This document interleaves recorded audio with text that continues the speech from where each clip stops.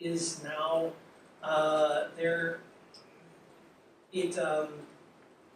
it has less security than it would normally have. You don't necessarily have blocks, you have a lot of people going in and out. You have, in our case, we have material that is lying out that people would love to steal because it's construction material, and I can go and take that over to Best Metals and sell it. So whenever there's a new site, then we add in a little bit of extra security. Same sort of thing when we're starting up cybersecurity sites. You're throwing it out on the internet. Somebody gets into your staging site or something like that.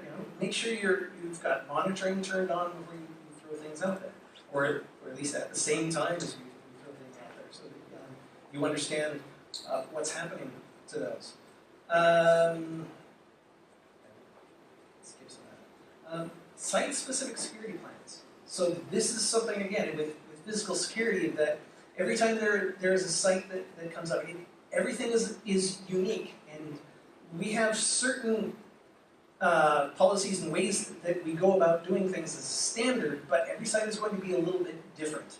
And so, because the threats of it are going to be different, it's built in a different way. So you need to develop a site-specific security plan so that you understand that. Again, with cybersecurity, understand what's different about this thing that you're putting out there.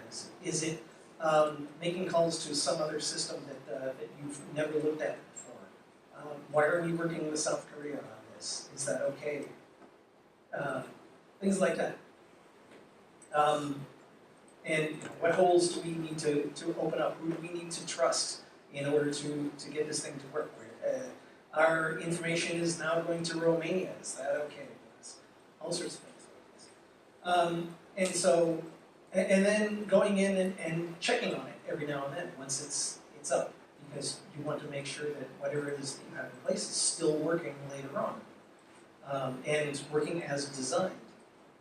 Right? So it comes back to sort of penetration testing and things like that, ongoing reviews.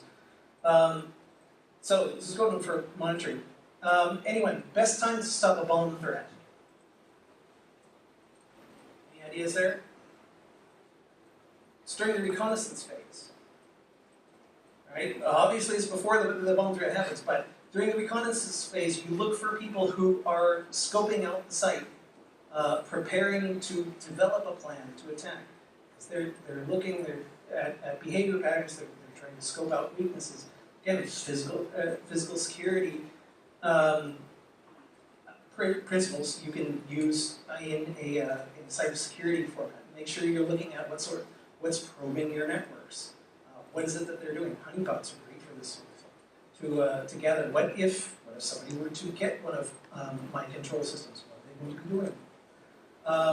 And then, then also understanding your threat actors, right? So I listen to a lot of security podcasts, and there are some people who I like who are very snarky about things, but they work mostly open source, and they say things like, if nation states are part of your threat model, then you're doing it wrong. Well, it's critical infrastructure, nation states are part of my threat model. So that's always fun. So that's really an understanding of the difference between the opportunists and the nation states. So for the opportunists, the idea is you get your base level stuff that everybody should be doing done and solid, and then you start working on specific techniques that are, say, targeting your sector, your type of business. And I want to share a little bit a slide here that I used to use as a consultant. The difference between opportunists and targeted attacks. I thought this, the difference between cats and dogs. It's just describes it very well. Always amuses me. And I've not set my phone to stun. I told you to do that, and I didn't do it myself. I'm sorry. So, other things. Vehicle inspections. So, what are people coming in and what are people bringing in? What are they taking out? And here it depends on your level of comfort, but you can see that this might have an analogy with things like data loss prevention and BYOD. So you've got somebody who's bringing something onto your network. Are you comfortable with that thing being on your network? Also, when they leave. I've seen consultants who are they're joining consultant companies, they're using their own laptops, and then when they leave, what are they using? They're still using their own laptops. Where is all that data? It's on their laptop. How do you, when they leave, how do you make sure that all of your customer data is safe? It's on their laptop. So, is that a risk that you're willing to take in your company? Maybe it is. It's not mine. So yeah, and you could do things like bag inspections if you were really concerned about people taking things in and out. Again, it depends on your level of security and your level of tolerance for these sort of things, and what you consider your risks, understanding what your threat model is. Yeah, we talked a little bit about site integrity and inspections, but yeah, don't rely on EDR to catch everything. There's a lot going on. I think we heard a lot of that earlier today in some of the talks upstairs. But then also understanding that your IT operations department is going to say, we know these things, and we can patch and monitor these things, and there are other things that we don't have time to pay attention to. Those are where a lot of your vulnerabilities are going to come from, because people aren't paying attention to those things, but they're there. People who are in the education sector, I know, are fighting this all the time, because you've got professors who just want to stand up anything, anywhere, and sorry to my professor friends who are here, I think you're probably upstairs with students? Okay. Ben can hit me later for that. But yeah, it is very common in universities, and I'm sure you've seen that as well. The enemies are inside the walls. Yes, the enemies are inside the walls. So yeah, have different networks and say, okay, you want to do a free-for-all? You're over there, separate from everything else that I care about. And then make sure that stuff is protected. Research information, things like that. It's a whole separate talk. So executive protection. Now there's something that from a physical security perspective, you're thinking about where your executives are going and sort of if there's going to be assassinations or somebody is going to potentially elicit information from them as they travel to certain places.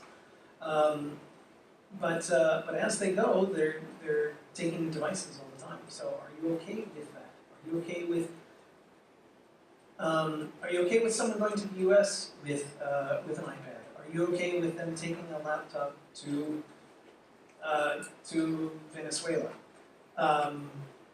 Different threat models, different environments, and maybe you are.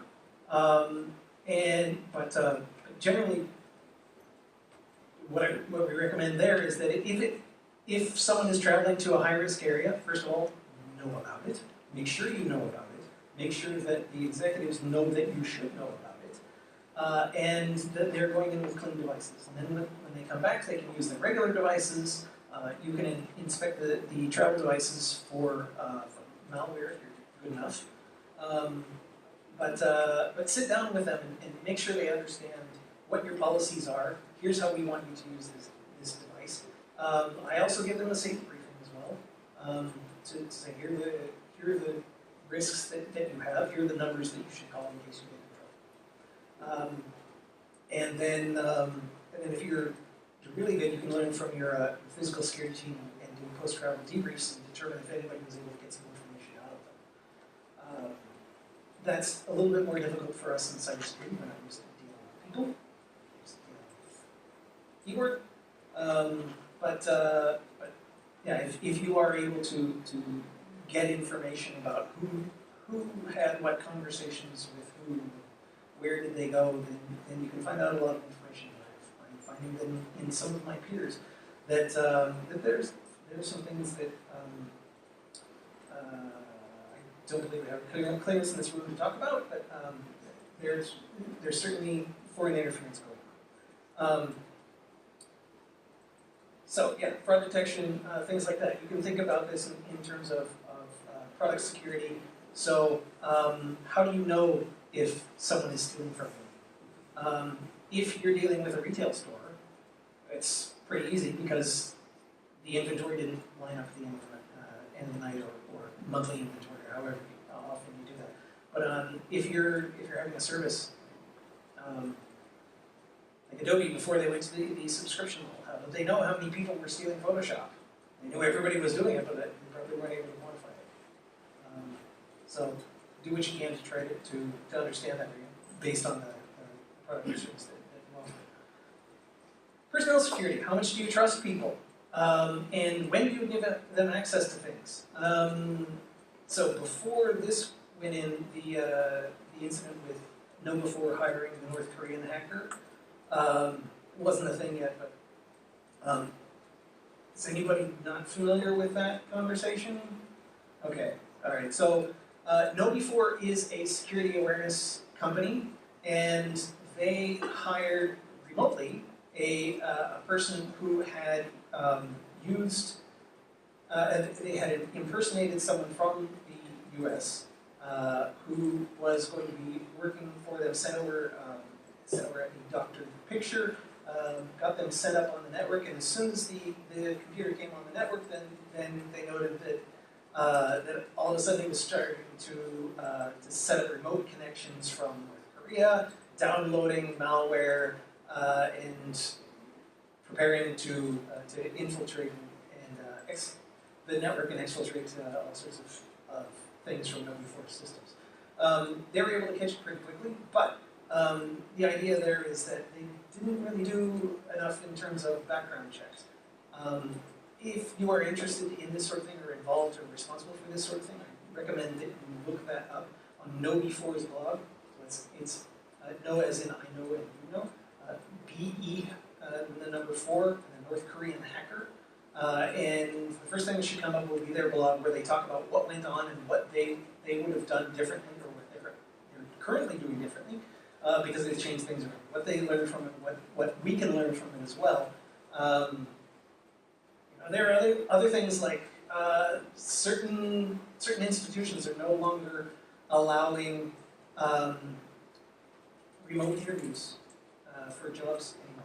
It's all to be done in person because you notice that more and more people are their eyes will go off screen as they're watching ChatGPT or whatever give them the best answer to that question, and then they're answering that. So then once you hire them, they don't actually know anything because ChatGPT got them hired. So there's that.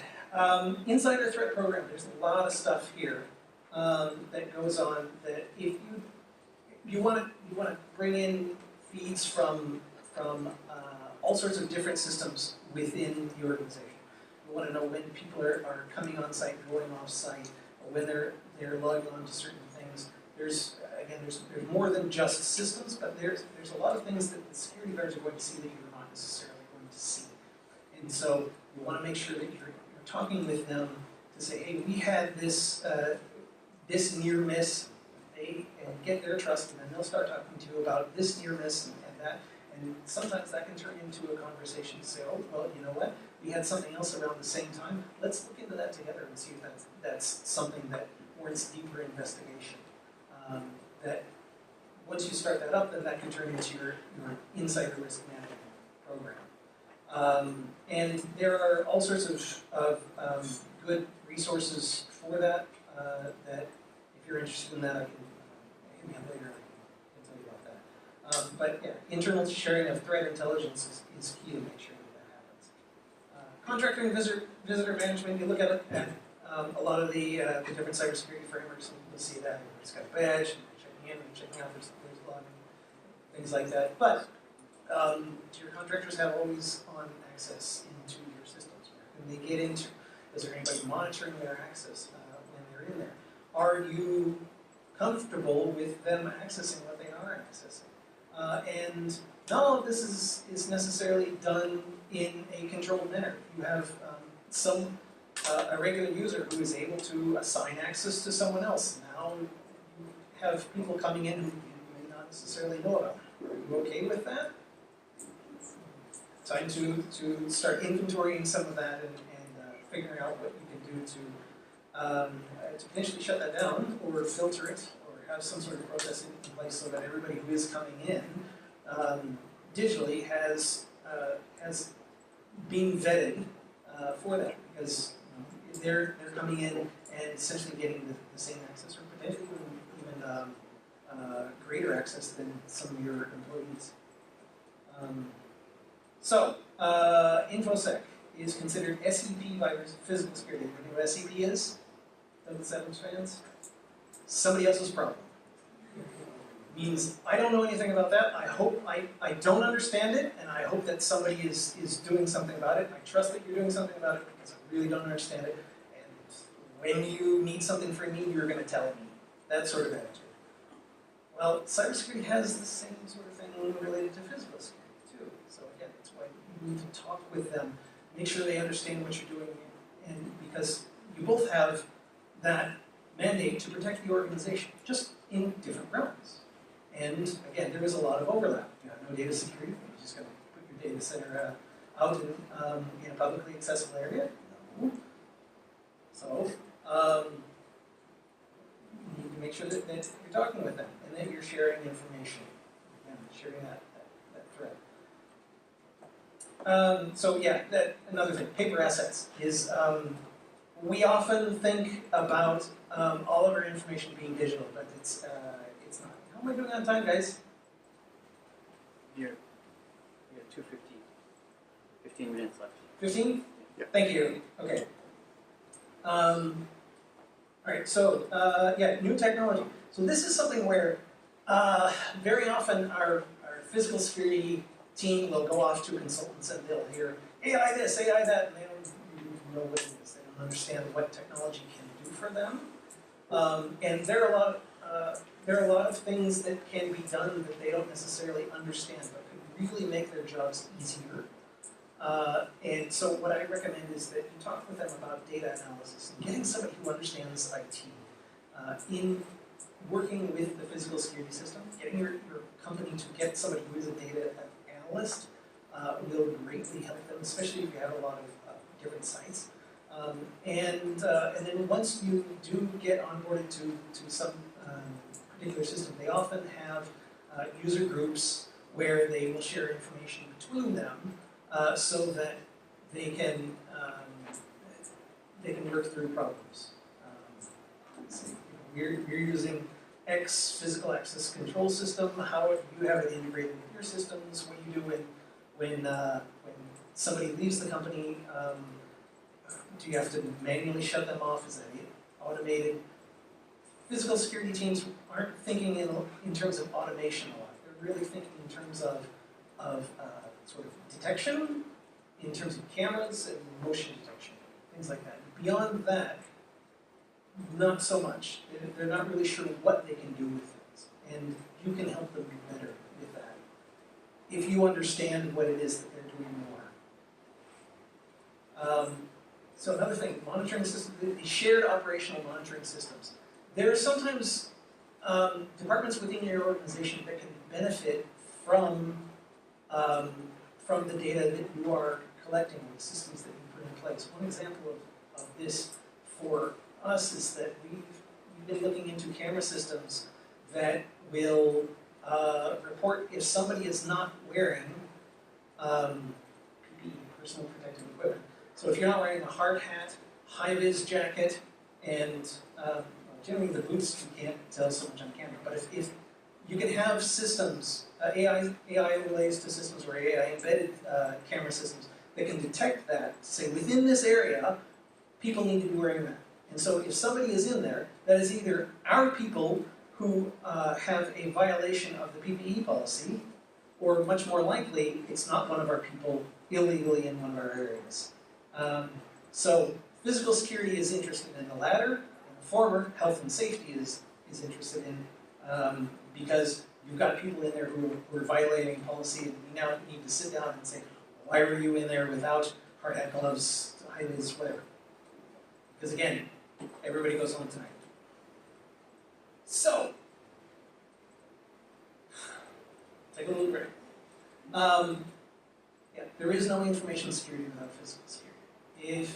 We talk about it all the time. You'll find it even on Microsoft's pages, that if somebody has physical access to your computer, it's not your computer. So whether that's your endpoints, your servers, whatever, just assume that they can get it into whatever. But again, we're thinking about protecting the digital assets, but again, life, and then the operation of the company, making sure that you can actually pay your people, because cut off payroll and see how quickly loyalty to the company changes. That'll happen very quickly. So, also from an information security perspective, know your crown jewels. Protect your payroll system. You have a personal interest in it. So yeah, other things. The 5 Ds I talked about in terms of different strategies that they use. Talk to your physical teams about this. Ask them about SIPTED. Ask them about the 5 Ds. So SIPTED is I'm forgetting the acronym, but it is it's protection through environmental design. So what that means is designing systems so that people flow through a certain area that you want them to go through. People who are probably shooting game gates may understand the concept of kill zone or whatever. So you want people to come in through a certain area. But if you're designing a building, you want people to come through a certain area where you can then focus your monitoring on and make it so that they can't enter through other certain areas that you don't have to spend as much money. This is not just cameras, it's placing bushes and bollards and things like that in place. Again, when you're designing network systems, you can learn from this sort of thing to make sure that you understand all the pathways that people can get in, and you're designing them to come in the way that you want. And then, of course, testing to make sure that they can't get in other ways that you weren't planning on. Just a little practicing upstairs. So, yeah, get to know your physical security team. And, yeah, my experience with both is that neither cybersecurity people nor physical security people are great communicators. We're, on this side, we're a bunch of introverts, right? We're not really comfortable with having some hard conversations sometimes. And often it's difficult for us to take a very technical discussion and explain it to somebody who is not very technical, but they have the purse strings. So trying to figure out how to get somebody to do something they don't want to do is also a very important part of security, because we're trying to get people to change all the time. People like change. But figuring out how you can do that, working on your soft skills, very important. And again, with physical security, there is a lot of common language and a lot of common concepts, and the more that you talk, I think the more that you will be able to understand each other. But understand that you have different focuses. So try to understand their language, their way of thinking, and that will help you to spark some things that can help you do better on your side. And also, if you do have somebody who is a good communicator, maybe help them to figure things out. But yeah, physical security people are generally not pulling their punches when they're telling you what's bad either. So that's usually not very popular with management. If you are in good with management, you can help them to tailor that message. That was precisely the problem that I was dealing with the manager who had come in, because he was telling people things that they needed to hear in ways that they didn't want to hear. But yes, they do need to hear. It's like the old Calvin and Hobbes comic where he's sitting at a bench selling swift kicks in the butt for $1 each. And Hobbes asks, "How's business going?" He says, "It's terrible. Everybody I know needs one, though." And then we talked about joint cooperation for insider risk programs. So if you are starting like insider risk programs, make sure that they are involved. Yeah. So please talk to them. When they don't understand technology, help them understand what it is that technology can do for them. They don't know how to ask. They don't know who to ask. They very often don't even know that technology is there to help them. Because physical security as a field has not evolved very much in hundreds of years. Whereas cybersecurity is, well, it's still very new.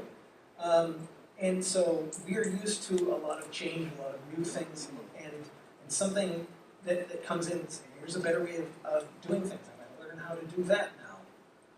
Physical security teams, for the most part, don't have that constant change and don't understand how the world is moving on, and they're unfortunately not catching up. So talk with them, see if you can help them with that. And yeah, you have the same goals. You're there to protect the company. You're there to protect the people. You're there to protect the company's assets in different ways. But see what you can do here. PACS is physical access control system there. And very often they don't know how to secure those systems. Also, almost every physical access control system that I have seen has the default login. So change that. Just have a look. Most auditors don't even look at that. You didn't yesterday. But that's fine. I know it's a problem. He's going to tell me it's a problem. So yeah, we're getting rid of that thing anyway. So yeah. And then threat intelligence trees. So other things, local communities that I support, because this is what I threw up on the AdalSecCon screen. BSides, here we are, back in November 2024. Thanks for coming back. FreddySec, I didn't explain a lot of it there. You'll get a little bit of a taste of it tonight. It's generally second Wednesdays. I announce it on email. If you want to get on the spam can, I will add you into that. Let me know what your email address is for that. Otherwise, I post it on Twitter and Mastodon, and I may pull off Twitter at some point, because now you need to log in to be able to see anything, which drives me nuts. So I may be more to Mastodon or something else if somebody's got a better idea. So there's that. Then there's also the Atlantic Cybersecurity Collective, also known as the Discord, which if you want to sign up for that, that is that QR code there. I'm sure that there are a lot of people here on the Discord, and I have no idea who you are because you all have handles, but that's fine. That's amazing. We can all be snarky and not have to hate each other later on. So, yeah, that's it. Thank you for spending some time with me. I'll open up for questions.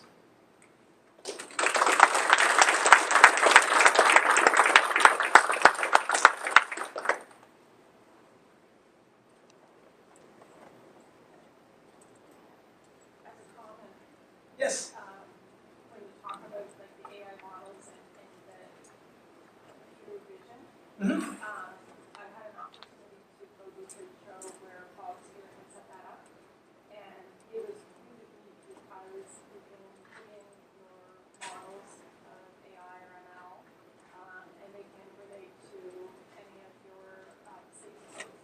And so for computing, for example, you computer would see you, and it would have all of your error messages on the screen in terms of what you're not compliant with. And of course, then it takes her hat, puts it on, and then it takes away the non-compliance. And what world of opportunity there. Even if you could actually prove that from an insurance perspective, I think there's a massive opportunity, because my husband works in the physical safety field as well, and you can remind people constantly, and they can be trained, but trust like verify. And so this can actually provide you with statistics on how protected your people are and compliance. So it's interesting. I was really impressed with it. It's one of the better practical use cases I've found for computer vision and AI. Something else that we were talking about that I didn't really get into is that so we've got transformers in our substations. Yeah. And we have cameras in there to see if anybody's getting in. Well, most of the time you're not seeing much. But then our asset management people said, hey, can we maybe get something from those cameras to detect if they're running hot? And we need to go in and do some maintenance. Yeah. That's another area where you say the same feed, this team can use it, that team can use it, that team can use it. And so that then helps me to say, good, we'll go ahead and do this. Maybe contribute some budget to that, knowing that you're going to be a consumer of that as well. Because maybe we can get more than just we want. We can then upgrade to something that you can, we make even more of it because things like that. Yeah, Can someone else reuse the information that you have and use it in a different way? and maybe, depending on the organization, it may not be that you share the cost, it might be just that you can prove sufficient business value that you're using. Yes. Exactly. Yeah. In terms of that. And especially if you can come at it with predictive data to say, if we put this in, then it's going to reduce expenditures by this point because you're doing preventative maintenance that we would have been able to understand if we needed through other means. So, yeah, excellent point. Anything else?